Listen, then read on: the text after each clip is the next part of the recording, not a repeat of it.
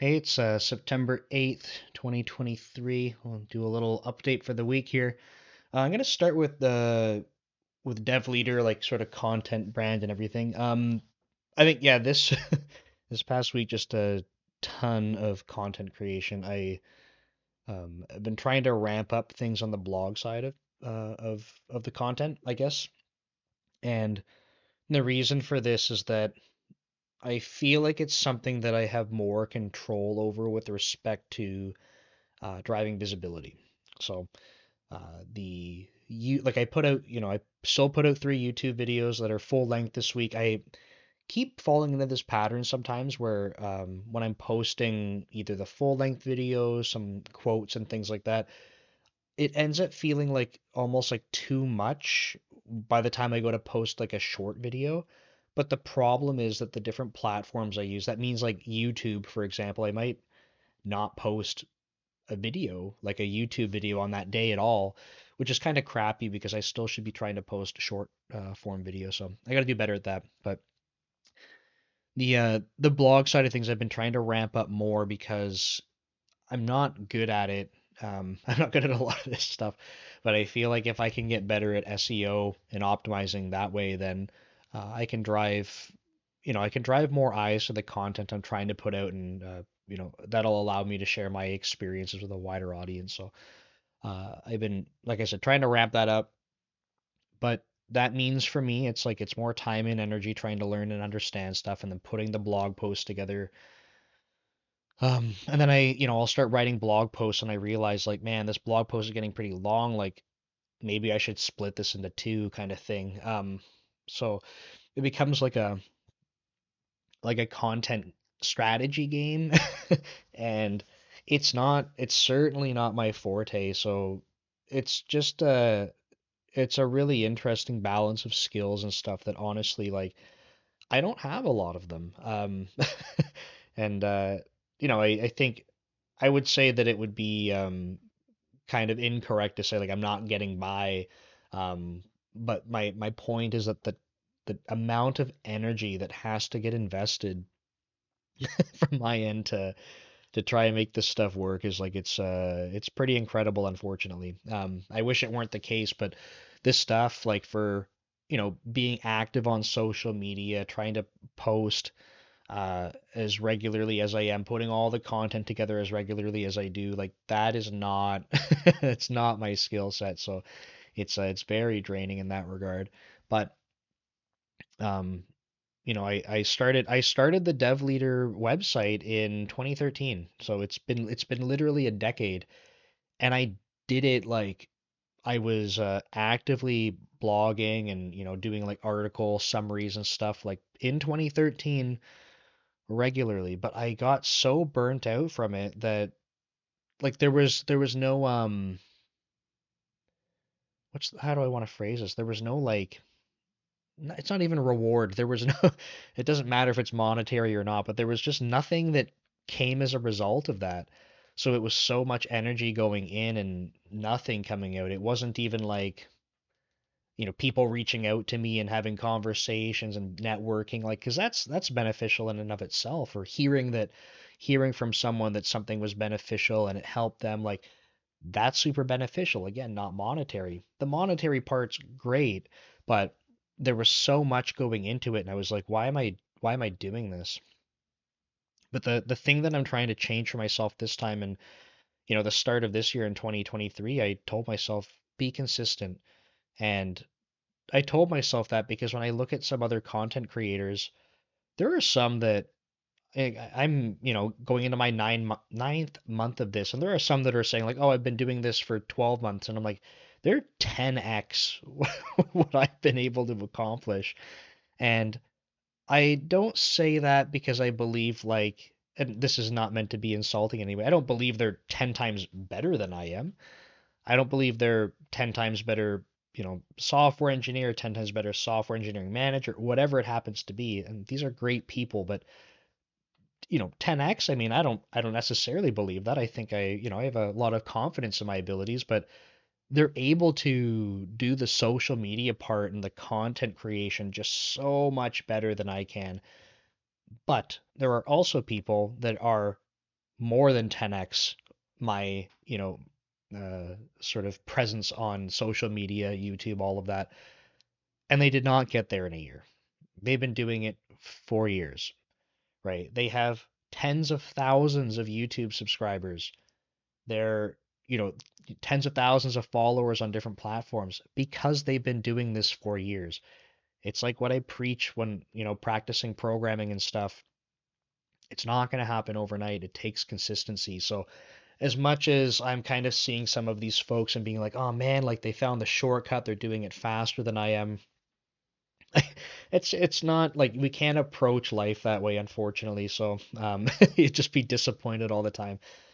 It's gonna take consistency. So um, I think I mentioned in my last video, I'm really hoping that some of the things I'm hoping to monetize will will let me get time back, right? My goal with monetization, it would be nice to cover costs of things, but before I do that, I'm still willing to pay out of pocket for hosting and all the, the video editing software and the plugins for the websites, like all that stuff.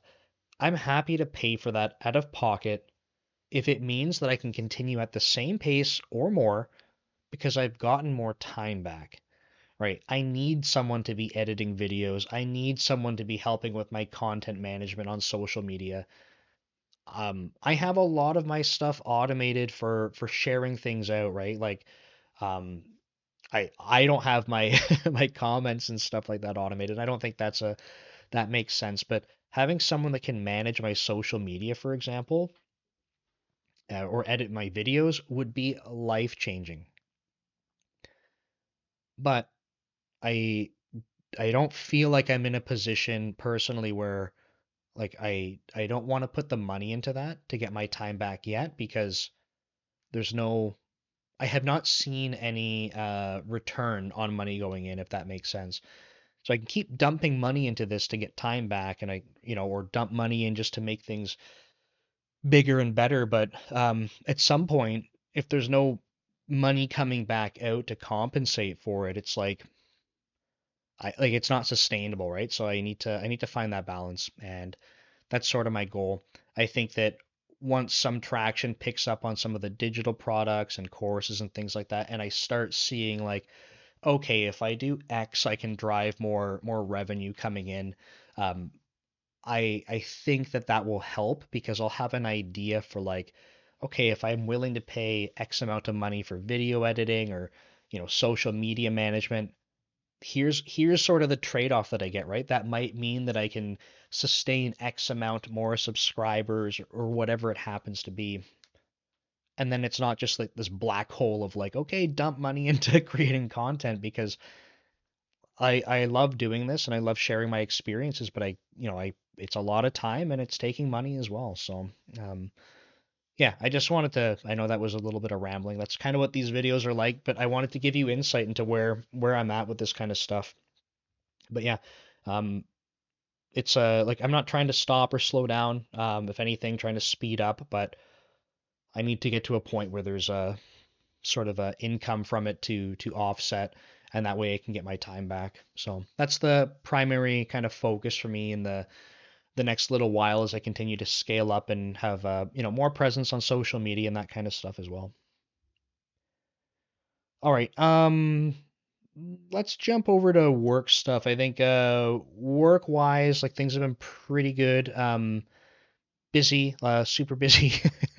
But we're not, it's not like I don't know, like performance review time, or it's not like planning season. So that's like the really busy time for me. So we're not there yet. It's just been busy with projects and things like that, which is good. Being busy is good. I would tell anyone it's kind of funny. Like I think sometimes when we're younger, we're like, oh, like I don't want to do anything at work and just gonna slack. Like no, you can't have a full-time job like that if you're like even if you're getting paid well, if you were just doing nothing, it would be the most dreadful day after day kind of experience, right? Because like what are you living for? Like you're not doing anything.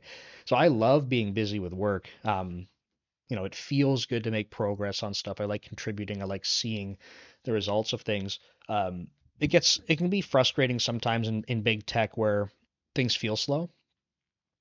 Sort of a I feel like it's a natural consequence when things are of a certain scale. Obviously, there's ways to help mitigate that to improve it, but um, like I would say, kind of overall, like statistically, if you compared big tech to like startups and stuff, I probably sounds like a no-brainer, right? Some things are just going to move slower. So I try to look for ways to bring that startup kind of mentality into different aspects of working in Microsoft, where it's like, okay, if we have to wait a week for responses and stuff, like what can we be doing? Like, how can we continue to make progress while we're waiting for something? So always looking for that kind of stuff. But yeah, work's been busy. We have a hackathon next week. I don't have any plans for that yet. I don't know what I want to focus on, but it sounds like my team's got some really cool stuff. I'm always excited to see their ideas and uh, hear about them and kind of see the results. It's just yeah, it's I think it's an awesome experience when companies can offer that kind of thing up to employees. So uh, I'm pumped about that. Um, I think yeah, let's talk about like meal coach stuff. I think things have been challenging. I don't think I don't think on like the engineering front I've just never had concerns there. There's always interesting challenges and stuff, right? That's part of software engineering. Um, but it's been challenging because like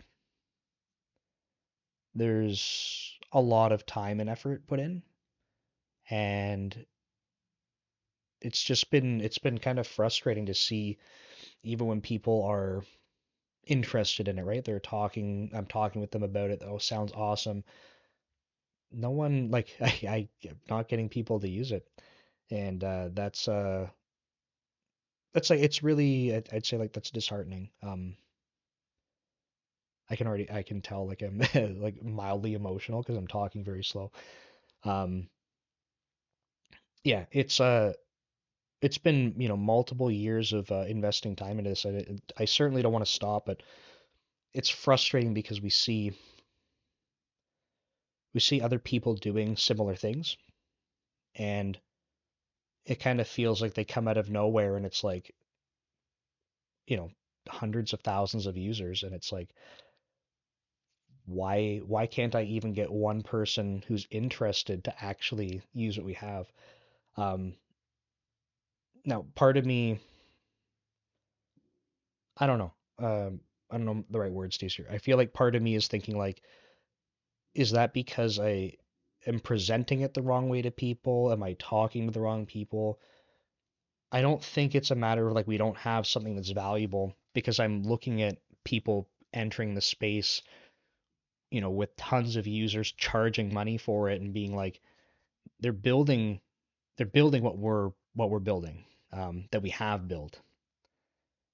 And so it's frustrating because like I don't know what I'm doing wrong. Now I did have a really interesting conversation last night with my wife on it. I said like the sort of the challenge for me right now is like the getting like the sales and marketing part, not my forte. You hear about me talk about it with dev leader branding and stuff. Um, I'm terrible at that. It's uncomfortable for me. It's never been a natural thing. I know I need to be better at it, but the way I phrased it was like, for me to do that kind of stuff, to put the time into it, it's like takes me 10 times longer to be able to get something like a 1% output that someone who's good at it would be able to do. So it's like just a orders of magnitude more energy for the same results. And that means that I have to drop out other parts of my life that I think are important. And I had said to her that I'm so confident in our ability to develop software, the person that I'm working with on this primarily, and iterate that. I said it doesn't matter what the domain is. I said if we had users and we were iterating, I said I'm confident that we could do better than any competitor. Like I said, I'm not confident in a ton of things, but I'm confident in that. And well, she said, and it was a great response. She said, well, if you're so confident in it, then why wouldn't you pay someone for sales and marketing, right? If I'm that confident, like, why would I not make the investment to start having users come in? And I think she has a point. I think I tried coming up with reasons for it, and they just weren't good. It was kind of this. I think the initial response was thinking kind of like what I already said on this video, right? Where it's a matter of I feel I feel like if I'm doing a poor job with the people I'm talking to already and they're not leveraging it, then how could I possibly expect that I pay someone to go sell and market and they're going to have better success? Like, is it not proving that there's a problem with the product or the service, right? And I guess I can't actually say that. The sample size is so small. It's so small that I can't possibly say that. But if we had, someone marketing and trying to sell and they were able to get more users, even if we had, just to give you an example, if we had 100 people tell us no and why, that's better than zero people telling us nothing, right? Zero people telling us, or if we had 100 people that didn't tell us anything, no value. We need to have the feedback. So I think, yeah, that really made me think like there's on the development side, it's almost like there's no point in building more without just investing all of the energy into the sales and marketing part. Um, and I don't know, maybe I haven't been honest with myself about it. Like I'm not good at it, and I've been avoiding it. And little bits I try, tiny bit of progress. Like I have some social media stuff that's kind of up and running, like created content to have a bit more presence on different platforms, but like I'm not engaging in conversations on social media through the business and like that is even when I think about it, I'm like that's so draining. Um, but I think things have to pick up there. Like it seems ridiculous to me, and I'm not trying to diminish the amount of effort and time and stuff that goes into this from other people. Like I said, I am so confident in what we have built and what we're able to build that it just feels so dumb to like be in a position where we would give up or like stop investing into it. By the way, it's on a tear. My eye is just itchy. Um, yeah, it's overall like extremely frustrating, and I think one of the other reasons it's frustrating is like I don't have anyone to blame except me. Like this is just highlighting like a huge gap that I have in my skill set. Um, I've said this on camera before. Like I'm like wildly introverted. um, so having to go confront people to try and make a sales pitch or anything like I'm I'm if I'm being honest, I'm avoiding it. Like I'm not good at it because I don't do it. Makes sense, but I'm also avoiding it because it's uncomfortable. And something has to change there, or else I'm going to be continuing to make videos like this, being disappointed in where the status of it is. So I'll wrap that up because we're almost at 20 minutes here. But yeah, these videos are open, honest, and transparent to what's going on in my life. So that's where we're at. To reiterate on that last part though, I'm not. It's not a matter of like losing steam on the project. Like I said, I think I really want to see this succeed. It's just frustrating. Frustrating is the best word to use. So anyway, thank you so much for watching. I do appreciate the support. I'm hoping to continue to offer more things. I would love to hear from you about the different things that you want to be able to see in terms of content and everything. So let me know, and we'll see you next week. Thanks.